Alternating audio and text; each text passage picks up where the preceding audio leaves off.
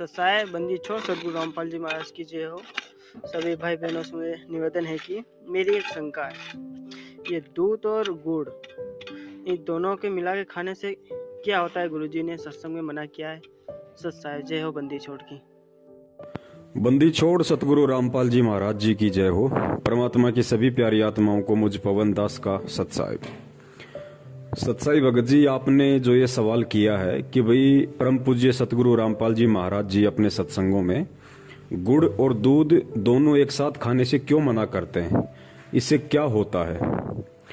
और बहुत सारे भगत भाई जवाब भी दे रहे हैं कि भाई गुरुजी ने मना किया है, दूध और गुड़ नहीं खाना चाहिए, इससे कई प्रकार की शारीरिक बीमारियां भी बढ़ती हैं। लेकिन इससे आगे वो नहीं बता पाते हैं। कोई बात नहीं, शंका समाधान प्रोग्राम परमेश्वर ने इसीलिए रखवाया है। पुण्यात्माओं, होता क्या है, आप अगर गूगल पे भी जाके सर्च करेंगे कि वे गुड़ और दूध खाने से क्या नुकसान है, क्या फायदे हैं, तो आपको हजारों की संख्या में फायदे तो मिल जाएंगे, लेकिन नुकसान आपको एक भी नहीं मिलेगा। क्योंकि जो परमेश्वर का सर्च इंजन है, उसके आगे जो गूगल है वो ऊंट के मुंह में जीरे के बराबर भी नहीं है। तो हम ये सोचें कि हर चीज का जवाब हमें गूगल से मिल जाएगा, बिल्कुल नामुमकिन है, क्योंकि ये अध्यात्म है। तो देखिए, परमपिता परमेश्वर जी ने भी काफी बार सत्संगों में इस बात का जिक्र किया है कि बच्चों, आपने दूध और गुड़ को एक साथ प्रयोग नहीं करना है, इससे कई प्रकार की शारीरिक बीमारियां उत्पन्न होती हैं। अब यहाँ पे सोचने वाली बात यह है कि परमात्मा ने ना तो उन बीमारियों का कभी नाम बताया, ना ही वो बीमारियां आपको कभी भी गूगल पे मिलेंगी, ना आपको यूट्यूब पे मिलेंगी। तो इसका रीजन क्या है? परमात्मा खाली इतना कह के क्यों छोड़ देते हैं? पुण्यात्माओं, जब ठीक का समय आता है तभी परमात्मा हर चीज की सही और सटीक जानकारी अपने बच्चों तक पहुंचवाते हैं। वरना बहुत सारे भगत भाई बहन उन्हीं चीजों का प्रयोग करके और एक तरीके से सतगुरु के वचन की अवहेलना के भी दोषी बन जाते हैं और अनजाने में बहुत बड़ी मुसीबत भी मोल ले लेते हैं। इसका रीजन जो है मेन, दूध और गुड़ को एक साथ ना खाने का, वो परमेश्वर का एक संकेत है। और संकेत इसमें परम पूज्य सतगुरु रामपाल जी महाराज जी का ये है कि भाई हम जो यहाँ पे फंसे हुए हैं ना इस काल भगवान के लोक में, और काल भगवान ने 3 महापुरुषों को जिम्मेदारी दे रखी है, ब्रह्मा विष्णु महेश जी को, और तीनों के पास में एक एक गुण है। ब्रह्मा जी के पास रजोगुण है, शंकर जी के पास तमोगुण है, और विष्णु जी के पास में सतोगुण है।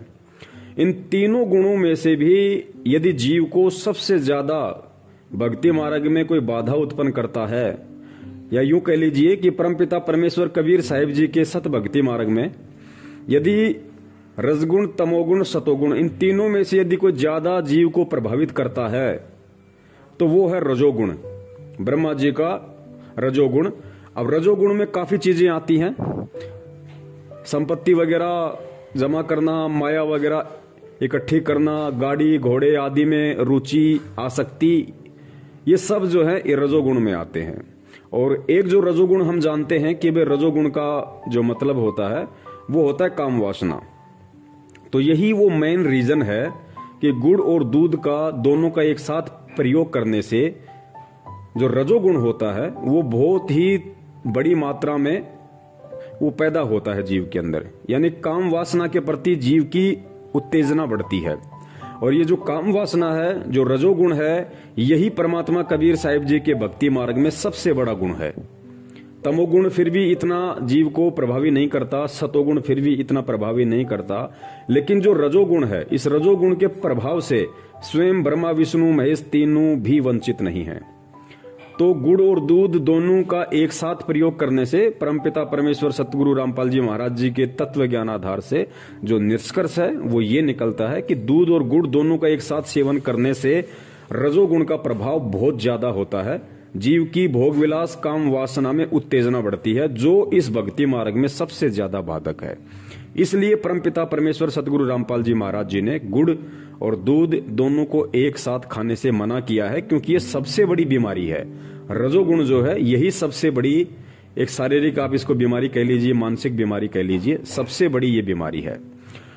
परमात्मा ने खुल के इसलिए नहीं बताया कि आप देख रहे होंगे कि आज संगत में कितने भगत हैं जो ज्ञान को आधार बना के जुड़ते हैं, कितने लोग देखा देखी में जुड़ रहे हैं। तो अगर परमेश्वर इन बातों का पहले जिक्र कर दें कि भाई गुड़ और दूध खाने से रजोगुण बहुत ज्यादा बढ़ता है, सेक्स के प्रति बहुत ज्यादा जीव की कामना होती है, इच्छा होती है, तो आजकल तो बहुत सारी दुनिया ऐसी है वो तो सेक्स बढ़ाने के लिए पता नहीं मेडिकल से कैसे कैसे टेबलेट खाते हैं, दवाइयां खाते हैं कि हमारे सेक्स पावर बढ़े, हमारे काम वासना बढ़े।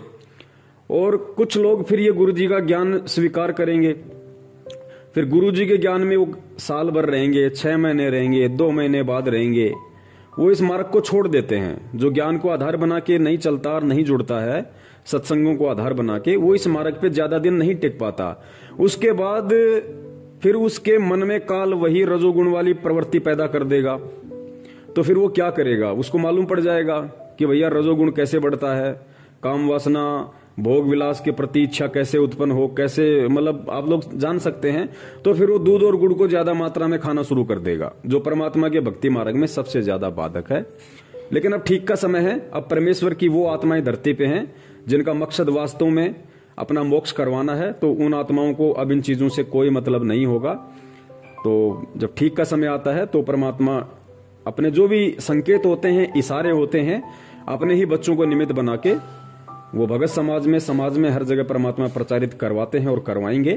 तो यही वो मुख्य कारण है गुड़ और दूध को एक साथ ना खाने का। सतगुरुदेव जी के सत्संगों का जो निष्कर्ष है, इन दोनों को एक साथ खाने से जीव में रजोगुण की मात्रा ज्यादा उत्पन्न होती है, जो इस भक्ति मार्ग में सबसे ज्यादा बाधक है। सत साहिब जय हो बंदी छोड़ के।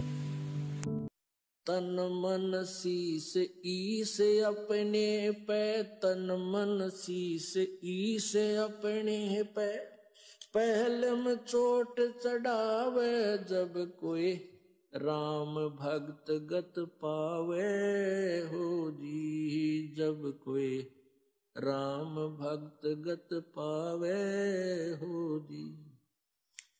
तन मन शीस ईस अपने पे, तन मन शीस ईस अपने पे, पहले में चोट चढ़ावे जब कोई राम भक्त गत पावे हो जी, जब कोई राम भक्त गत पावे हो जी।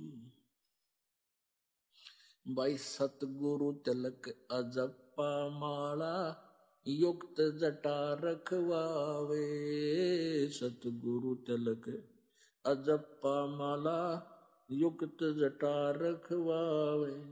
जत को पीन सत का चोला, भीतर बेख बनावे जब कोई राम भगत गत पावे हो जी, जब कोई राम भगत गत पावे हो जी। भाई लोक लाज मर्याद जगत की, तरण ज्यों तोड़े बगावे, लोक लाज मर्यादा।